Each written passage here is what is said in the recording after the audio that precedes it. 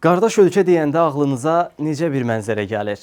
Bəs sizə desəm ki, bu şəhərdə bəzi küçələrdə kanalizasiya suları açıq şəkildə axır. İnsanlar eyni metal stəkandan su içir. Hər addımda toz, səs-küy, xaos hökm sürür. Üstəlik, küçədə hər 10 nəfərdən 8-i kişidir və turist gördükdə dəqiqələrlə gözlərini ondan çəkmirlər. Bütün bunlar dünyanın nüvə silahına sahib ölkələrindən biri olan Pakistanın milyonlarla insanın yaşadığı Lahor şəhərində baş verir. Bu videoda Pakistanın turizm broşürlərində göstərilməyən tərəfini görəcəksiniz.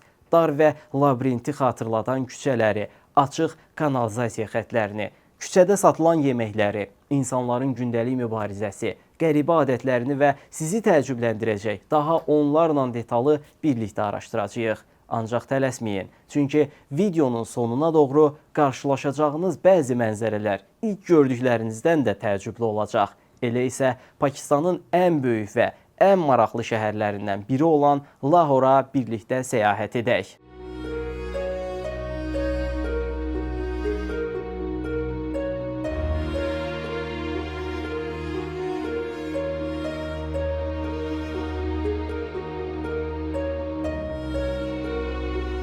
Pakistanın Lahor şəhərində gəzərkən ətrafda ərəb əlifbasına bənzər yazılar görəcəksiniz. Pakistanlıların istifadə etdiyi əlifba görünüş baxımından ərəb əlifbasını xatırladır. Əslində isə buna urdu əlifbası deyilir. Bu əlifba fars əlifbasından ilham alıb və kökünün ərəb əlifbasına dayandığı qəbul edilir. Bu səbəbdən şəhərdə gördüyünüz bu yazılar Pakistanlıların danışdığı urdu dilinin əlifbasıdır.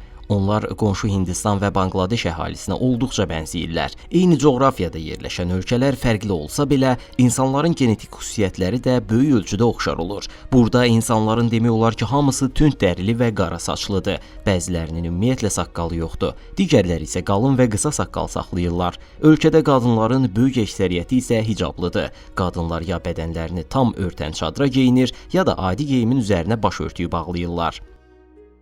Ancaq Lahorda qadın və kişi nisbətdə ciddi balansızlıq hiss olunur. Ya qadınlar bu şəhərdə çox az çölə çıxırlar, ya da Pakistan qadınları Lahorda yaşamağa üstünlük vermirlər. Çünki bazarda qarşılaşdığınız hər 10 nəfərdən təxminən 8-i kişidir. Şəhər sanki tamamilə kişilərin üstünlüyü təşkil etdiyi bir məkan təsiri bağışlayır. Əsas küçələrdə asfalt örtüyü qənaətbəxş görünsə də, ara küçələrdə su yollarda gölməçələr əmələ gətirir və bu da motosiklet sürənlər üçün qəza riski yaradır. Lahorun dar küçələrində isə sizi tamam başqa bir dünya qarşılayır. Bu mənzərəyə baxın. Binaların rəngi solub, elektrik kabelləri bir-birinə dolaşıb. Binaların arasından isə keçmək üçün cəmi dar bir yol qalıb. Belə qarışıq kabel görüntüsünə demək olar ki, bütün Cənubi Asiya ölkələrində rast gəlmək mümkündür. 2026-cı ildə hələ də bu cür elektrik sistemindən istifadə edilməsinin səbəbini anlamaq çətindir. Lahorda da elektrik xətləri binaların üzərindən keçərək bir-birinə dolaşmış vəziyyətdədir. Bu görüntü şəhəri daha da geridə qalmış göstərir. Üstəlik küçədə gedərkən arxadan sürətlə gələn motosiklet sizə toxuna bilər. Burada küçələr də zibil içərisindədir. Küçələrdə park edilmiş motosikletlərin oturacaqlarına baxanda Lahorun tozlu havası bir daha özünü göstərir. Təsəvvür edin ki, bu oturacaqların üzərində yığılan tozun böyük hissəsini insanlar nəfəs aldıqları hava ilə ciyərlərinə çəkirlər. Pakistan o qədər sıx məskunlaşmış ölkədir ki, hətta arxa küçələrdə belə kiçik istehsal sexləri fəaliyyət göstərir.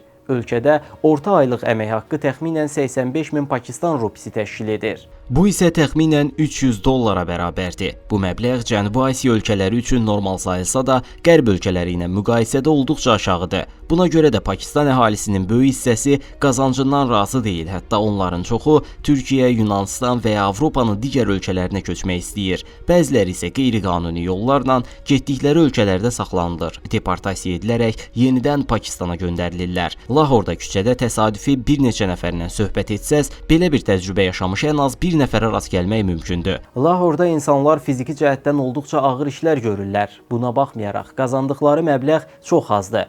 Əhalinin sayının həddindən artıq çox olması səbəbindən Pakistan hökuməti hər kəsi işlə təmin edə bilmir. Buna görə də insanlar küçələrdə qurduqları səyyar satış məntəqələri ilə dolanmağa çalışırlar. Məsələn, bu gənclər açıq havada sac üzərində xəmir məmulatları bişirib satırlar. Belə yerlərdə yüksək gigiyena gözləməyə dəyməz. Ya bu yeməklərdən alıb qarnınızı doyuracaqsınız, ya da böyük ehtimalla ac qalacaqsınız. Bəzi yerlərdə ümumi içməli su nöqtələri də var və insanlar eyni stəkandan istifadə edirlər. Bu metal stəkanlarla hər kəs növbə ilə eyni qabdan su içir. Bu da gigiyena problemlərinin başqa bir nümunəsidir. Bəziləri yemək satmaq əvəzinə canlı quş satırlar. Bunlar xüsusi quş növü deyil. Bəzi pakistanlılar bu quşları təliyə salaraq tutur, sonra torlara salıb bazarın ən izdihamlı yerlərində satışa çıxarırlar. İstəsəz bu quşlardan bir neçəsini alıb azadlığa buraxa bilərsiniz. Bir quşun qiyməti orta hesabla 150 rupi, yəni təxminən 50 sentdir. Ancaq siz onları alıb həmin anda azad etsəz belə, bu insanlar eyni quşları yenidən tutub satmağa davam edəcəklər. Xüsusilə turistlərin çox olduğu ərazilərə gedərək onların mərhəmət hissindən istifadə edir və quşları azad etmələri müqabilində pul qazanırlar. Lahorun bəzi yerlərində kanalizasiya sistemi də yerin altından deyil, insanların ayaq basdığı küçələrin üzərindən keçir. Bunun kanalizasiya suyu olduğunu qoxusundan dərhal hiss etmək mümkündür. Əslində, kanalizasiya xətləri yerin dərin qatlarından keçməlidir, ancaq bu şəhərdə tullantılar açıq şəkildə küçələrin üzərindən axır. Bu həqiqətən də inanılmaz mənzərədir. Təsəvvür eləyin ki, müvazinətinizi itirib ayağınızı bir kanalizasiya suyuna salırsınız. Yəqin ki, bunu düşünmək belə insanı diksindirir.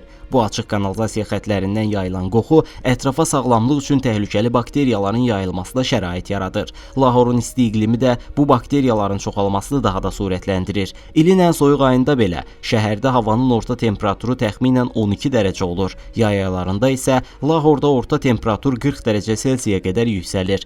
İnsanların üzünə diqqətlə baxdıqda əksəriyyətinin isti havanın təsirindən halsız və yorğun göründüyünü hiss edirsiniz. Demək olar ki, heç biri tam enerjili və gümrah təsir bağışlamır. Sanki hamısı taqətdən düşüb və gündəlik həyatlarını yorğun, süst şəkildə davam etdirirlər. Qəribə bir mənzərə daha. Məsələn, bu şəxs tualet axtarmaq əvəzinə küçədə ehtiyacını ödəyir. Maraqlıdır ki, bütün bunlar yerli sakinlər üçün tamamilə adi hesab olunur. Şəhərin ucqar məhəllələrində tənha yaşayan insanlar da var. Bu yaşlı kişinin nə etdiyini bilmirəm, amma olduqca zəif görünür. Saqqalı uzanıb və böyük ehtimalla evsizdir. Lahorda normal həyat yaşayan insanlar belə çətin şəraitdə yaşayarkən evsizlərin vəziyyəti bundan da ağırdır. Onlar küçə kənarındakı zibilləri eşələyərək yeməyə yararlı nəsə və ya istifadə edə biləcəkləri əşyalar axtarırlar. Çəkinmədən çılpaq əlləri ilə uzun müddət zibil torbalarını qarışdırırlar. Lahorun ara küçələrinin darlığının isə sanki sonu yoxdur. Bir dar küçəyə girirsiniz, sonra ondan da dar başqa bir küçədə özünüzü tapırsınız. Bu dar keçidlərdə isə daha çox az yaşlı uşaqlar gözə dəyir. Ətrafı gəzərkən küçənin ortasında oynayan uşaqların yenə də zibil içində vaxt keçirdiklərini görürük. Onların evlərinin ətrafının bu qədər baxımsız olması həqiqətən üzücüdür. Şəhərdə niyə bu qədər az zibil qutusu var və niyə demək olar ki, hər tim başında zibil yığılır? Bunu anlamaq çətindir. Şəhərdə sanki boz və qəhvəyi rənglərin hakim olduğu bir həyat yaşanır. Ətrafdakı binaların çoxu da qəhvəyi çalarlardadır və Lahorda gözünüzü sevindirəcək rənglərə nadir hallarda rast gəlirsiniz. Bəlkə də elə buna görə burada insanlar ağdərili, xüsusilə də sarışın birini görəndə diqqətlə ona baxırlar. Yerli əhali, xüsusən də kişilər ağdərili insanlara böyük maraq göstərirlər. Sizi görəndə dəqiqələrlə gözlərini çəkmədən baxa bilərlər. Hətta kosmetika mağazalarında reklam məqsədi ilə əsasən ağdərili qadınların şəkillərindən istifadə edilir. Satılan kosmetik vasitələrin böyük hissəsi dəri rəngini açmağa yönəlik məhsullar kimi təqdim olunur. Necə ki, bəzi pakistanlı kişilər ağdərili qadınlara heyranlıq göstərirlər, bəzi qadınlar da qərb ölkələrində yaşayan ağdərili qadınlara bənzəmək istəyirlər. Pakistanlıların əcnəbilərə bu qədər maraq göstərməsinin başqa bir səbəbi isə